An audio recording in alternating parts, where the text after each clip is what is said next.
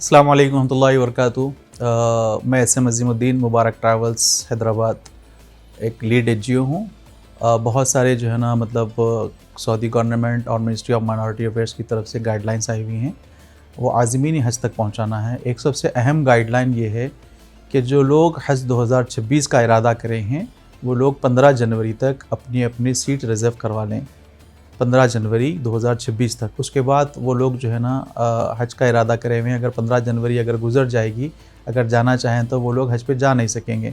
तो तमाम आज़मीन से ये गुजारिश है कि वो लोग अपनी सीट्स 15 जनवरी तक बुक कर लें।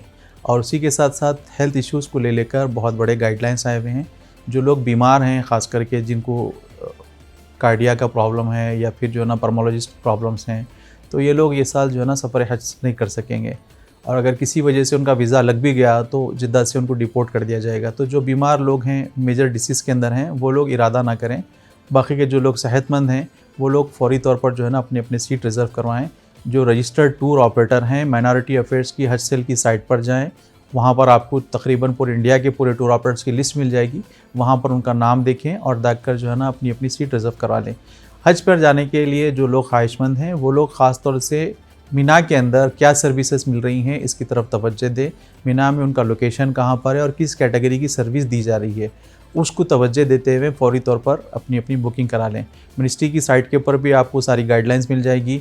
अगर किसी को चाहिए तो मुबारक ट्रैवल से डायरेक्ट पैदा करके जो है ना वो सारी गाइडलाइंस ले सकते हैं। Mubarak travels Nampally chapel road Hyderabad में है। वहाँ पर आप रब्त पैदा कर सकते हैं या मुबारक ट्रैवल्स की वेबसाइट के ऊपर भी विज़िट कर सकते हैं आप लोग। जज़ाकल्लाह। अस्सलाम वालेकुम।